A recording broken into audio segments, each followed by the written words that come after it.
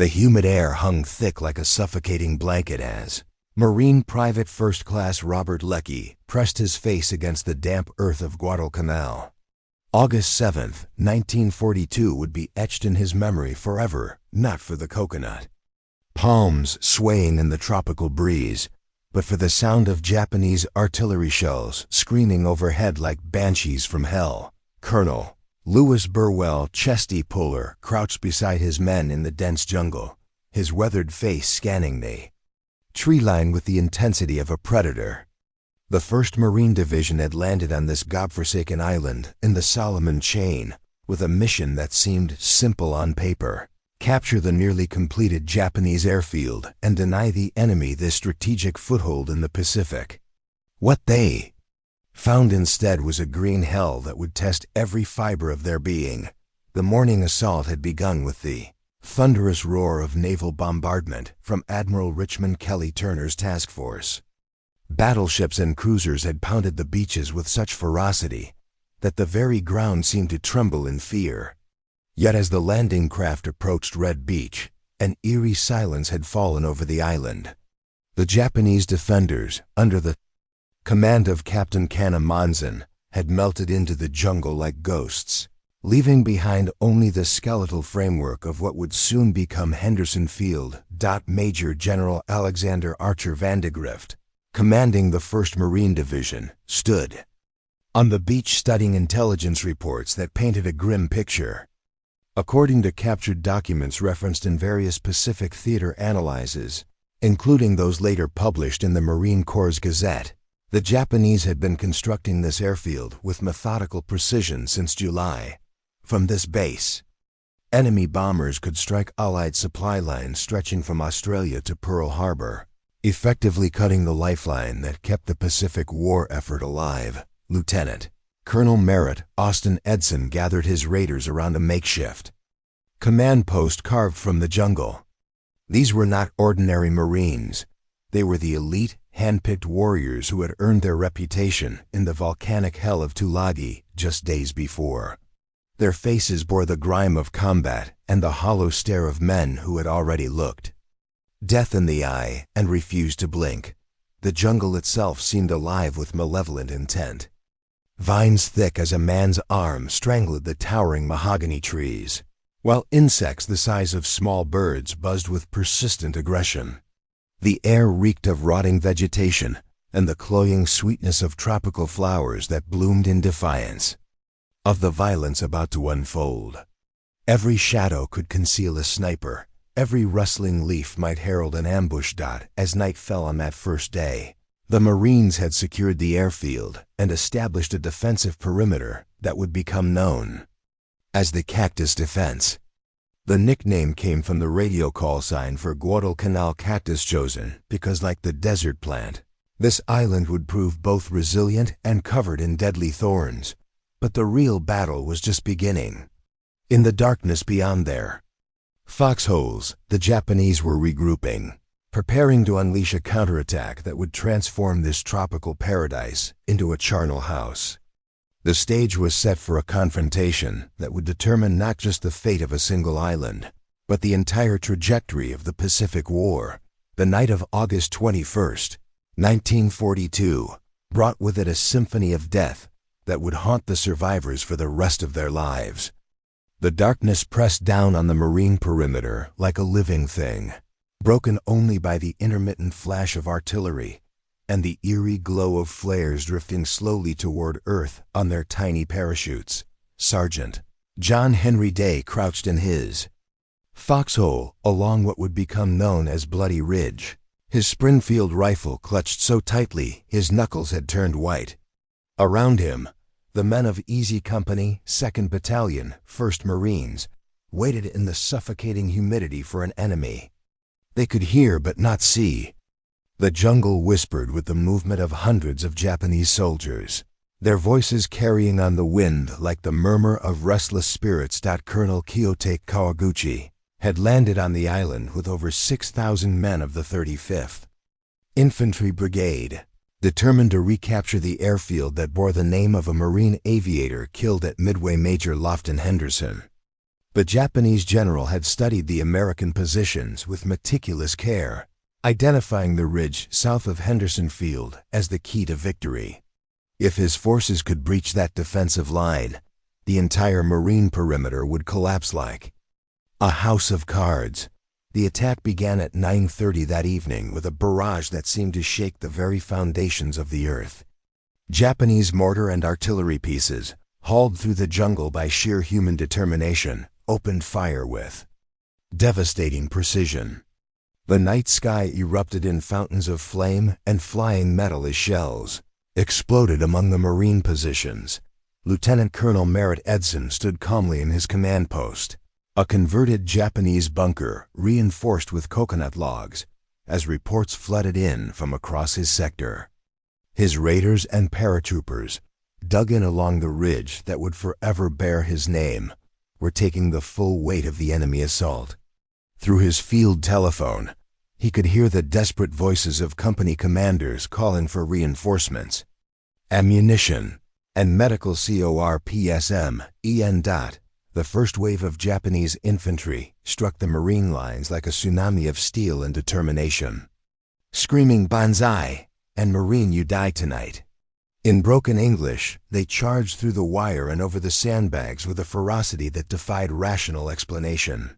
Some carried nothing but bayonets and grenades, relying on their willingness to die to carry them through the American fire.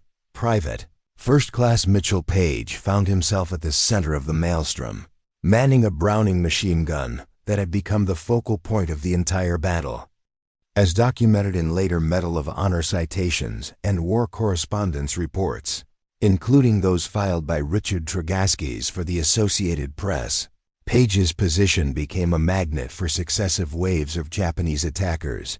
When his ammunition bearers fell around him, he continued firing until the barrel of his weapon glowed cherry red in the darkness. The fighting devolved into something primal and terrible.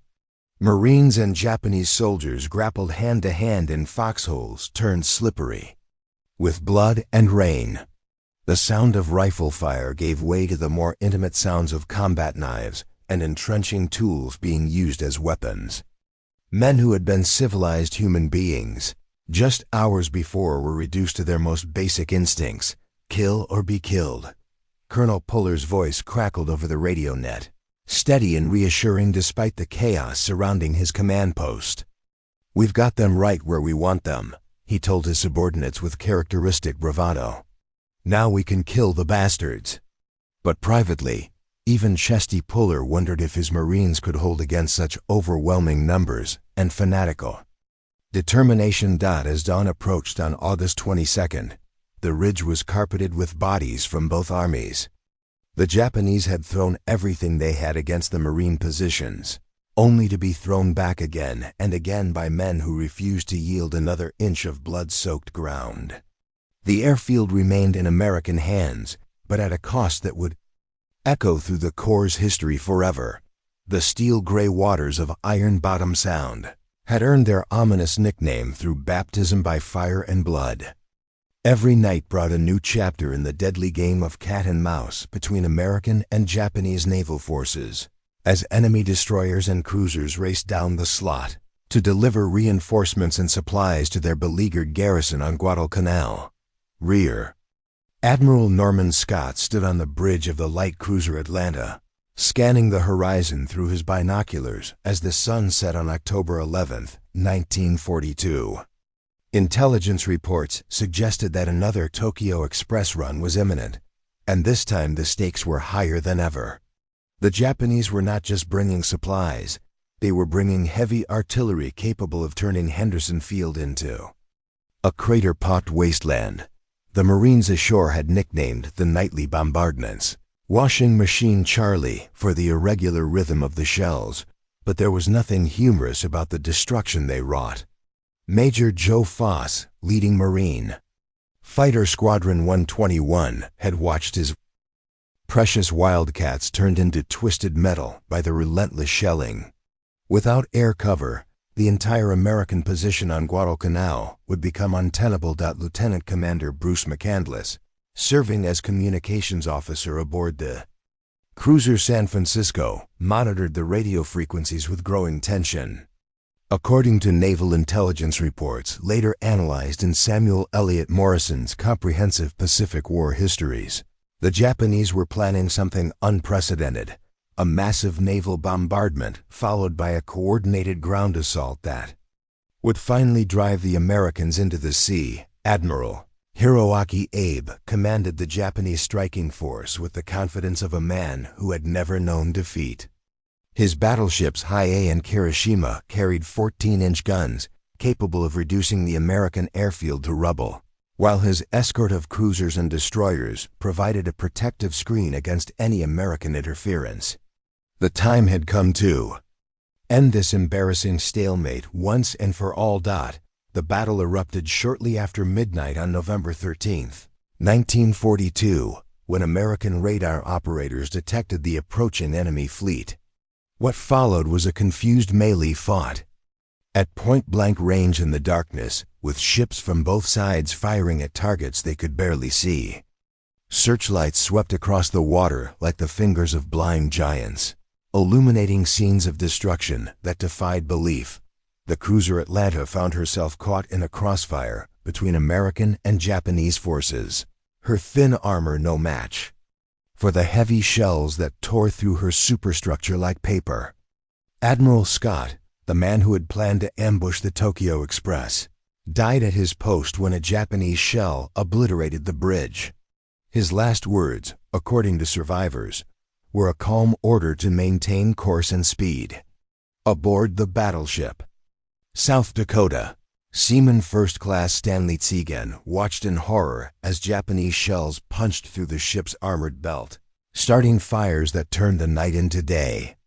The crew fought desperately to save their ship, forming human chains to pass ammunition and manning damage control parties that worked in temperatures approaching 150 degrees Fahrenheit. The Japanese battleship Hiei, pride of the Imperial Navy, found herself the target of every American gun that could bear. Her pagoda-like superstructure, once a symbol of Japanese naval power, was reduced to a twisted wreck of steel and flame. Admiral Abe, wounded and disoriented, gave the order to withdraw just as his ships were within range of Henderson Field. As dawn broke over Iron Bottom Sound, the water was littered with the debris of two navies. Oil fires burned on the surface of the sea, sending pillars of black smoke into the tropical sky. The Tokyo Express had been stopped, but at a cost that both sides could ill afford. The Marines on Guadalcanal were safe for another day, but the decisive battle for the island was yet to come. The sound of aircraft engines overhead brought both hope and fear to the exhausted sailors still fighting for their lives in the water. Were they American rescue planes or Japanese bombers coming to finish what the naval battle had started? In the crucible of Guadalcanal, such questions often determined the difference between life and death. The Matanikau River curved through the jungle like a serpent of liquid silver, its deceptively peaceful waters belying the violence that had already stained its banks red with the blood of two armies. Lieutenant Colonel Herman Henry Hannikin studied the tactical map spread before him on a makeshift table constructed from ammunition crates, his finger tracing the meandering course of this geographical feature that had become the focal point of American offensive operations. October 7, 1942, marked the beginning of what Marines would remember as one of the most savage small unit actions of the entire Pacific War. The mission seemed straightforward enough. Cross the Matanikau, destroy Japanese positions on the western side, and expand the defensive perimeter around Henderson Field. What they encountered instead was a carefully prepared killing ground where every tree and boulder had been turned into a fortress. Major Otho Rogers led the 3rd Battalion, 7th Marines. Across the river at dawn, their equipment wrapped in ponchos to keep it dry during the treacherous ford. The water was chest-deep in places, forcing the Marines to hold their rifles above their heads while struggling against a current that seemed determined to sweep them downstream into Japanese machine gun positions. The enemy had learned from their previous defeats. Gone were the wasteful frontal assaults and the screaming banzai charges that had marked earlier battles. In their place was a defensive strategy that maximized the jungle's natural advantages while minimizing Japanese weaknesses. In artillery and air support, Colonel Akinasuko Ka had positioned his 124th Infantry Regiment with the skill of a chess master, each unit supporting the others in an interlocking web of fire. Sergeant Dale Hansen found himself pinned down behind a fallen mahogany tree as Japanese mortar began dropping shells with methodical precision around his squad's position. The enemy had registered every potential avenue of approach, turning the river crossing into a gauntlet that claimed American lives. With mechanical efficiency, each attempt to advance was met by machine gun fire from concealed positions that seemed to emerge from the jungle itself. The fighting intensified as the morning wore on, with neither side able to gain a decisive advantage. Japanese snipers, tied to the tops of towering trees, picked off Marines with single, well-aimed shots that echoed through the forest like thunder. These invisible enemies had turned the jungle into a three-dimensional battlefield where death could come from any direction. Private First Class John Rivers crawled through the undergrowth, his belly scraping against roots and fallen leaves as he tried to locate the source of the machine gun fire that had killed 3 men in his fire team. The jungle pressed in around him like a living thing, every shadow potentially concealing an enemy soldier waiting to drive a bayonet between his ribs.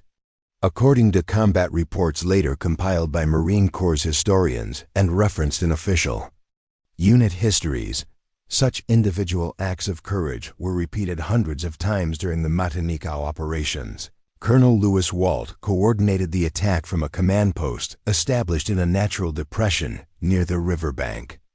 His radio operators maintained contact with supporting artillery batteries and called in fire missions that sent 105mm shells screaming overhead to explode among the Japanese positions. Yet for every enemy strongpoint that was destroyed, 2 more seemed to take its place.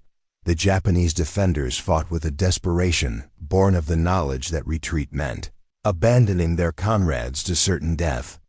Captain Yoshio Yokoyama had positioned his company in a network of interconnected bunkers that allowed his men to shift position without exposing themselves to American fire. These fortifications, constructed from coconut logs and coral rock, proved nearly impervious to everything except direct hits from heavy artillery. As the sun reached its zenith, the temperature in the jungle climbed past 100 degrees Fahrenheit, turning the battle into an endurance contest between exhausted men fighting in conditions that would have challenged them even without the presence of an enemy. Marines collapsed from heat exhaustion while still manning their weapons, their uniforms soaked with sweat and stained with the mud of the riverbank. The stalemate was finally broken when Marine aviation arrived overhead in the form of Douglas, dauntless dive bombers piloted by men who had learned their deadly trade in the skies over Henderson Field. These aircraft, guided by ground controllers who marked targets with colored smoke grenades, delivered their ordnance with surgical precision that silenced Japanese positions one by one. Victory, when it came, was measured not in miles gained, but in yards fought for and held. The Marines had expanded their perimeter, but at a cost that reminded every survivor that the Japanese would defend every inch of Guadalcanal with a ferocity that bordered on the supernatural.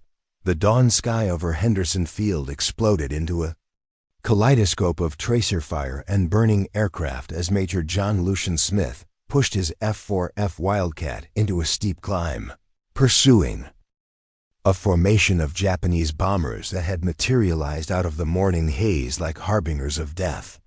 September 9, 1942, would be remembered as the day when Marine aviation proved that American fighters could not only survive against the vaunted Zero, but could beat it in aerial combat. Captain Marion Carl rolled his Wildcat into an inverted dive, his engine screaming as he closed the distance to a Japanese fighter that had made the fatal mistake of trying to turn fight. with a Marine who had learned his aerial tactics in the unforgiving school of combat experience.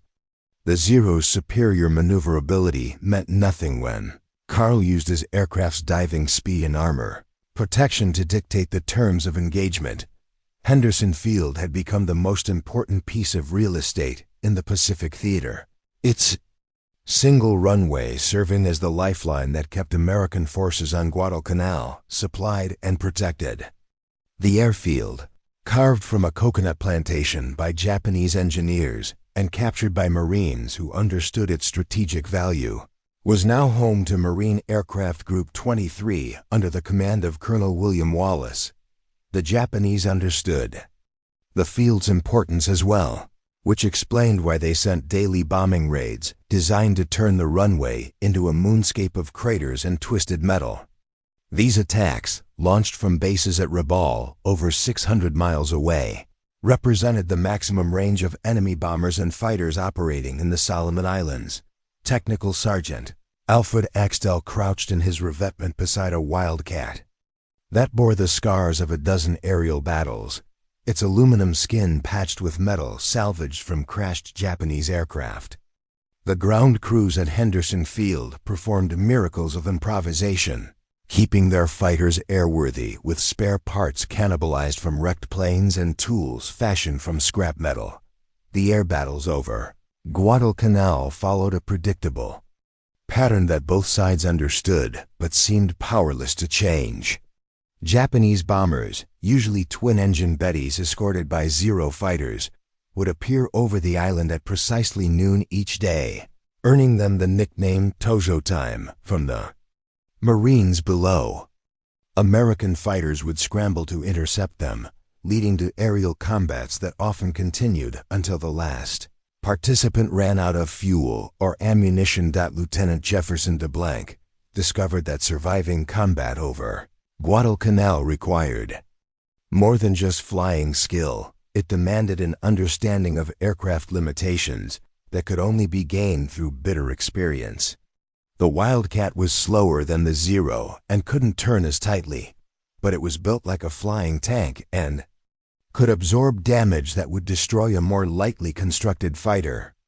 As documented in various aviation histories, including those compiled by the Marine Corps' Aviation Association, American pilots learned to use these characteristics to their advantage. The Japanese pilots who flew over Guadalcanal were among the finest aviators in the world, veterans of campaigns in China and the early Pacific battles who possessed flying skills honed by years of training and combat experience. Yet they labored under disadvantages that would ultimately prove decisive. Their aircraft lacked armor protection and self-sealing fuel tanks, making them vulnerable to American guns that could set them ablaze with a single burst.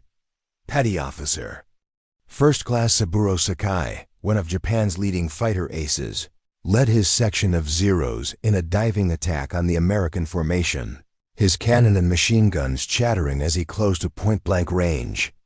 The Marine pilot he had selected as his target, a young lieutenant named Kenneth Walsh, seemed to anticipate every move, turning inside Sakai's attack and responding with a burst of fire that punched holes through the Zero's thin aluminum skin. Technical superiority of Japanese aircraft meant little when American pilots learned to fight as a team rather than as individuals seeking personal glory. Marine fighter squadrons developed tactics that maximized their aircraft strengths while minimizing exposure to enemy advantages. They flew in tight formations that provided mutual support, and they never tried to dogfight with Zeros at low altitude where the Japanese fighters' superior maneuverability could prove decisive. As the afternoon wore on, the sky over Henderson Field became a three-dimensional chessboard where life and death were determined by split-second decisions, and the mechanical reliability of aircraft engines stressed beyond their design limits. The survivors of these aerial battles would return to an airfield that was under constant threat from Japanese naval bombardment and ground attack, making every landing a gamble with death. The Marines had learned to fight the air war over Guadalcanal with a combination of tactical innovation and sheer determination that would become the hallmark of American aviation throughout the Pacific War. They had taken the best that Japanese aviation could offer and had not merely survived, they had prevailed. The pre-dawn darkness of November 1st, 1942, pressed down on the Marines of the 2nd Battalion, 7th Regiment, like a suffocating blanket as they prepared for what everyone hoped would be the final offensive to secure Guadalcanal once and for all. Lieutenant Colonel Herman Hannikin moved quietly among his men, checking equipment and offering words of encouragement to warriors who had already endured more than most human beings could be expected to bear. The Japanese had made their intentions clear through a series of desperate counterattacks that had grown increasingly fierce as their position on the island became more precarious. General Hirokazu Hyakutake had landed with the 17th Army, bringing the total enemy strength on Guadalcanal to over 20,000 men. These were not the half-starved remnants of earlier battles, but fresh troops equipped with heavy artillery and supported by naval bombardments that turned night into day. Major General Alexander Vandegrift studied the intelligence reports spread across his command table, each document painting a picture of an enemy force that had been reinforced, resupplied, and reorganized for one final attempt to drive the Americans into the sea. The Japanese plan, designated Operation Ka, called for coordinated attacks from multiple directions that would overwhelm the Marine perimeter through sheer weight of numbers. The Marines had their own plans. After months of defensive fighting, they were finally strong enough to take the offensive and finish what had begun with their landing on August 7th.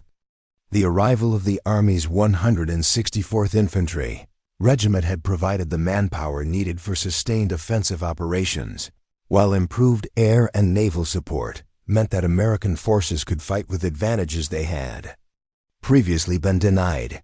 Corporal Anthony Casamento positioned his squad in a line of departure that had been marked with white tape barely visible in the darkness. Around him, other Marines made their final preparations for an assault that would determine whether Guadalcanal became an American stronghold or a Japanese fortress. The weight of the entire Pacific War seemed to rest on their shoulders as they waited for the signal to advance. The attack commenced at 0530 hours with an artillery barrage that seemed to shake the very foundations of the island. American 155mm howitzers, finally brought ashore in sufficient numbers to make a difference, sent their shells screaming over the Marine assault lines to explode among Japanese positions with devastating effect. The jungle erupted in fountains of earth and splintered trees as months of frustration were expressed in high explosive and steel fragmentation. Lieutenant William Hawkins led his platoon through the wire and into the hellish landscape that the artillery had created from what had once been pristine jungle. The Japanese had prepared their defensive positions with characteristic thoroughness, creating interlocking fields of fire that channeled American attacks into predetermined killing zones. Every advance had to be paid for in blood spilled on ground that had already been consecrated by the sacrifice of too many young men. The fighting devolved into the kind of close-quarters combat that had characterized the entire Guadalcanal campaign, brutal, personal, and decided by individual acts of courage that would never be fully recorded in any official history. Marines and Japanese soldiers fought with bayonets, grenades, and bare hands in bunkers that became tombs for whoever lost the deadly struggle for survival. Sergeant Mitchell Page, already a legend among his fellow Marines for his actions on Bloody Ridge, found himself once again at the center of a desperate fight as Japanese counterattacks threatened to break through the American lines. According to eyewitness accounts later compiled by military historians and referenced in Medal of Honor documentation, Page's leadership during the November offensive demonstrated the kind of combat leadership that had made the Marine Corps famous throughout its history. The Japanese resistance was fierce, but ultimately futile. Cut off from resupply and reinforcement, their forces began to collapse under the relentless pressure of American attacks supported by overwhelming firepower. Colonel Ucca's remaining troops fought from positions that became increasingly isolated. As Marine infantry advanced through the jungle with methodical precision, General Hyakutake, faced with the complete destruction of his command, made the decision that Japanese military doctrine had always claimed was impossible. He ordered a withdrawal. The evacuation, designated Operation K, would attempt to save what remained of Japanese forces on Guadalcanal, while maintaining them. Fiction that this was merely a strategic repositioning, rather than an admission of defeat. As the sun set on November 4th, 1942, the sounds of battle had finally faded from the jungles of Guadalcanal. The Marines had held their ground against everything the Japanese Empire could throw at them, transforming a defensive victory into an offensive triumph that would echo through the remainder of the Pacific War. The morning sun of February 9th, 1943, cast long shadows across Henderson Field as the last Japanese destroyer disappeared over the horizon, carrying with it the final remnants of an army that had once threatened to drive American forces into the sea. Major General Alexander Patch, who had relieved Vandegrift in command of American forces on Guadalcanal, stood on the beach where Marines had first landed 6 months earlier, watching the enemy withdraw with the satisfaction of a man who had witnessed history being made. The statistics told only part of the story. Over 7,000 American casualties against Japanese losses that exceeded 24,000 killed, wounded, or evacuated due to disease. These numbers, cold and clinical when recorded in official reports, represented individual tragedies and triumphs that had transformed both armies and would influence military doctrine for generations to come. Staff Sergeant John Bacelone, whose actions during the October battles had earned him the Medal of Honor, packed his gear with the methodical care of a professional soldier who understood that Guadalcanal was just the beginning of a long road that would eventually lead to Tokyo Bay. The lessons learned in the jungles and waters around this obscure island would be applied in future battles across the Pacific, each engagement building upon the tactical innovations forged in the crucible of combat. The Japanese evacuation, executed with the skill and precision that had marked their earlier conquests, could not disguise the strategic implications of their defeat. For the first time since Pearl Harbor, American forces had not merely halted a Japanese advance, they had reversed it. The myth of Japanese invincibility, so carefully cultivated during the early months of the war, lay shattered in the coral sand of Guadalcanal's beaches. Lieutenant Colonel Evans Carlson, whose raiders had earned fame in their operations behind Japanese lines, studied the intelligence reports that detailed the scope of enemy losses. According to post-war analyses referenced in various Pacific Theater studies, including those compiled by the Joint Chiefs of Staff, the Japanese had committed their most experienced pilots, their finest infantry units, and some of their most valuable naval assets to the Guadalcanal campaign, only to see them destroyed or rendered ineffective by American forces that had learned to fight and win in conditions that would have seemed impossible just months earlier. The cost in human terms extended far beyond the casualty lists. Marines who had landed on Guadalcanal as teenagers had aged years in a matter of months, their faces bearing the hollow-eyed stare of men who had seen too much death and destruction. Yet they had also gained something invaluable: absolute confidence in their ability to defeat any enemy, anywhere, under any conditions. Henderson Field had become more than just an airstrip carved from a coconut plantation. It had evolved into a symbol of American determination and engineering skill.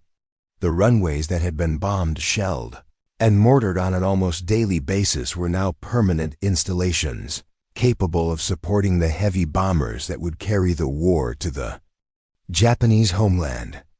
The field that Marines had died to defend would serve as a launching pad for offensives that would drive across the Pacific with unstoppable momentum.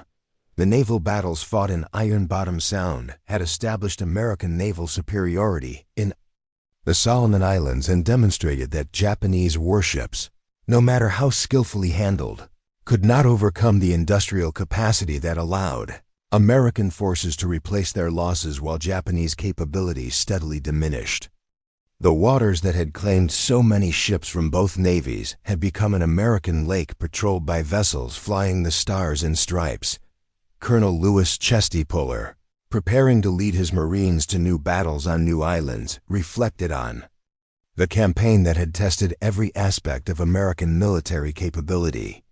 The lessons learned on Guadalcanal, the importance of air superiority, the value of coordinated combined arms operations, and the absolute necessity of maintaining supply lines across thousands of miles of ocean would shape American strategy.